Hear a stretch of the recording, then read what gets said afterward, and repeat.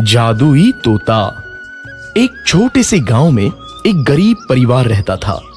उस परिवार में रामू और उसकी बीवी सीता उसके बेटे चिंटू के साथ रहते थे।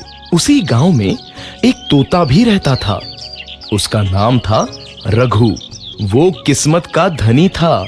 जहां भी जाता वहां किसी भी चीज की कमी नहीं पड़ती थी। एक दिन रघु उड़ते उड़ते उस गरीब परिवार के घर गया। रघु सोचता है, अरे वाह, लगता है यहाँ आज बहुत अच्छा खाना मिलेगा। मैं पेट भर के खाऊंगा। वो एक कटोरी में रखे अमरूद देखता है। अरे वाह, अमरूद, मुझे तो ये बहुत पसंद है। मैं तो इसे पेट भर के खाऊंगा। रघु तोता अमरूद खाने ही लगता है। तभी सीता रघु को अमरूद खाते देखती है तो गुस्सा हो जाती है और उसे वहां से भगा देती है। भाग यहाँ से, न जाने कहां से आ जाते हैं। मैं तो परेशान हो गई हूं इनसे।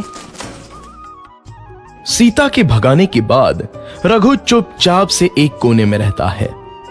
धीरे धीरे उस परिवार की बरकत होने लगती है। एक दिन रामू और सीता खाना खाते वक्त बातें करते हैं। आजकल हमारी बहुत तरक्की हो रही है, काम भी अच्छा चल रहा है। रामू कहता है। इस पर सीता कहती है, सच कहा, भगवान हमेशा ऐसे ही हम पर मेहरबान रहे। बेटा चिंटू भी कहता है, पिताजी, मुझे खिलौना लेके दो ना, मेरे सभी दोस्तों के पास है। रामू कहता है, ठीक है, जरूर लाऊंगा।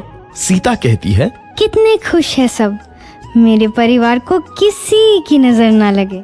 एक तरफ ऐसी बातें होती हैं तो दूसरी तरफ रसोई में रघु तोता भी अमरूद खाते रहता है।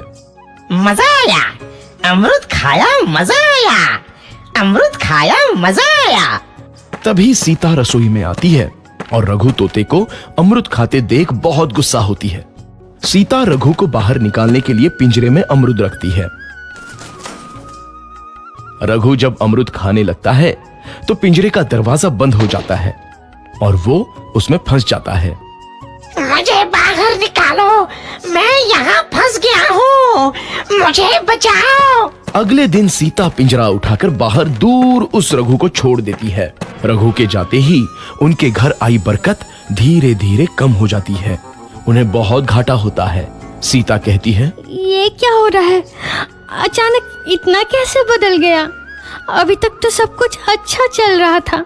रामू कहता है, लगता है भगवान हम पर रूठ गए हैं। चिंटू भी कहता है, लगता है अब मुझे खिलौने भी नहीं मिलेंगे। और वो रोने लगता है और बाहर चला जाता है। कुछ दिन बाद रघु तोता फिर से उस घर में आता है। वापस आया, मैं वापस आया, अब मैं जमकर अमरूद खाऊंगा। रघु सीधा रसोई घर में चला जाता है और अमरूद खाने लगता है। कुछ देर बाद सीता रसोई में आती है और रघु को देख कहती है, एक तो घर में पहले से इतनी दिक्कत चल रही है और ऊपर से ये तोता मुझे और परेशान कर रहा है। सीता रघु को वहां से भगा देती है। रघु उड़कर किसी कोने में छुप जाता है। कुछ दिन बाद धीरे धीरे उस घर की बरकत वापस आने लगती है। काम भी अच्छे से चलने लगता है। एक रात जब रघु तोता अमरूद खाने जाता है तो पिंजरे में फंस जाता है। ये लोग आखिर चाहते क्या हैं? एक तोते को शांति से अमरूद खाने क्यों नहीं देते? मैं कौन सा चोरी कर रहा हूँ? बस अमरूद ही तो खा रहा हूँ।